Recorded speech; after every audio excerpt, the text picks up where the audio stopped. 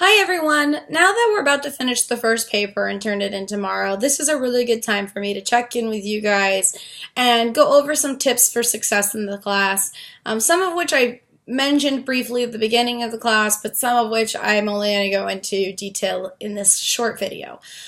So you wrote a paper and you turned it in to me for feedback, and then you fixed it, and then you turned it into the peer review, and then you got more feedback, and now you should be fixing it to turn it in tomorrow. This is a familiar pattern that we're going to repeat several times this semester, where you're going to basically be asked to learn some concepts, write a paper using those concepts, and then get tons of feedback, and then turn it in.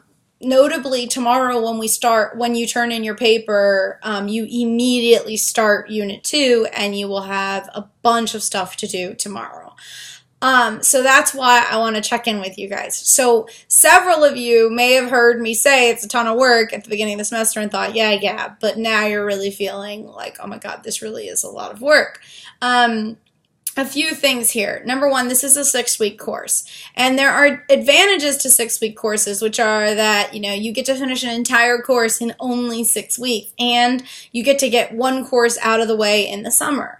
But the disadvantages are the same, right? You're being asked to do an entire course in only 6 weeks and give up part of your summer, which is a really big thing for a lot of students. But I bring this up for a couple of reasons. Number one, I want you to know that I'm not completely oblivious. I am fully aware of the fact that this is a ton of work, okay? But you're being asked to learn what a student who takes a semester-long 16-week version of this class would learn in 16 weeks, but you're being asked to learn that in 6 weeks. So even if I cut out everything that I can cut out from the 16-week course before translating it to a 6-week course, you're still going to be asked to do 1.5 to 2 weeks work every week, right? And still not learn literally 100% of what the students in a 16-week course learned. So I'm doing my best to help you manage the work, especially the way I break it down into digestible chunks. But I am aware of the fact that it is a lot of work. I apologize for that. I wish I could do more. I hope that you will understand that it's sort of out of my control in some ways because we're doing a whole semester in 6 weeks.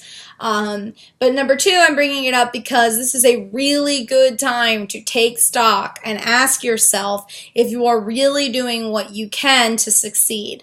If you remember in the first video, I said that the absolute number one key to success in an online course and a 6-week course is time management.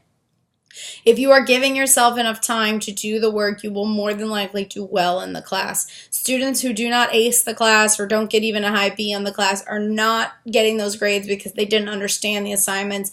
99 times out of 100, they're getting those grades because they didn't do some of the assignments, they didn't do some of the assignments on time, or they did the assignments on time but they rushed through them, right? And those are the kinds of things that will bring your grade down. So you want to make sure that if there's something you can do to change your work schedule, your study schedule, anything you can do to give yourself more time, if you've been feeling rushed, that is something you need to do now. Some of you might not have anything else going on but this class and you feel like this is actually pretty easy, but some of you I know work, have families, but you need to try to set up enough time to succeed, enough time to do the work in order to succeed. As a reminder, Another reminder, even though you can only open the folder when the work is due, like 48 hours before it's due, if you go to see the syllabus, you'll see the entire course laid out at the end of the syllabus. So you can look ahead and see what days are going to have more work than others.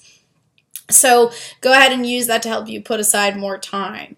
And I also want to just, as a warning, the class is actually going to ask slightly more time of you at points ahead, right? In some ways, the rhetorical narrative is actually one of the easiest units. It's not easy in the sense that some of you who hate being creative and all that kind of stuff will find it hard, but in terms of how much work that you are being asked to do before the paper and even for the paper, in some ways that is the smallest unit. So you're going to be asked to give more time in Unit 2 and slightly more in Unit 3.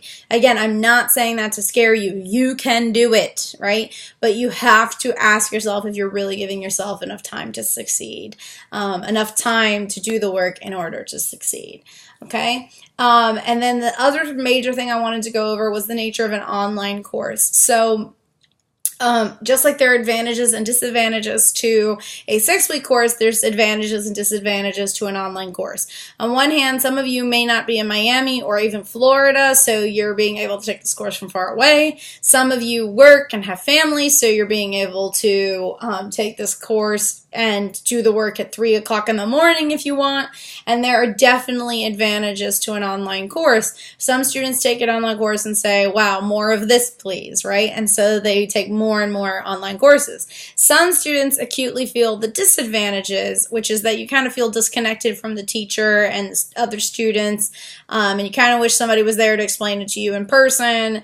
And some students say, you know, never again, I'm never taking an online course ever again, which is totally fine, except we're in it right now, right? We're in the middle of one and we have to get through it. So the reason I bring this up is because I want to tell you that even though it's an online course and even though sometimes it feels impersonal, I am a real person and I am really here to answer your questions if you have them. So I check my email almost obsessively. Some days I get to it, you know, every 6 hours or so, but some days I check my email like every 2 hours, right? And some of the students in the class have been really great about emailing me if you have a question, but some of you I've not heard from, so I assume you understand everything. But if you have a question, email me. And the reason I say I assume you understand everything is because I want to just point out just something you may not know, which is that as a teacher, if a student doesn't get an A on an assignment, it's impossible for me to know as a teacher if they didn't get the A because they didn't understand the assignment, because they rushed through the assignment because they didn't have enough time, or they didn't really care because this class is really low on their list of priorities. All of those things look the same to me. So it's your job as a student to tell me, hey, I'm confused, I need extra help, okay? And that is literally the only way I can know that you need help, right? If I am not reaching out to you to offer help, it's because I literally have no idea you need help, okay? So please, please reach out to me if you have help. Of course, going back to the first thing, it helps if you're doing the things that the course asks of you at a good pace, right? So if the assignment's due at midnight, don't reach out to me the next day after it was due to ask for help. And it's not really helpful to email me at 11:55 when something's due at midnight to ask for help, because how can I possibly, even if I manage to get that email at 11:55, write the answer in less than 5 minutes, get it to you, right? So this is not going to happen. So those two things are intertwined. If you pace yourself and ask me for help when you need help, we can work on this together and succeed. And just as a note of encouragement, even though this is a ton of work and online classes are not for everyone, we are already almost a third of the way done. Right? We are almost at the end of week 2 out of a 6-week course.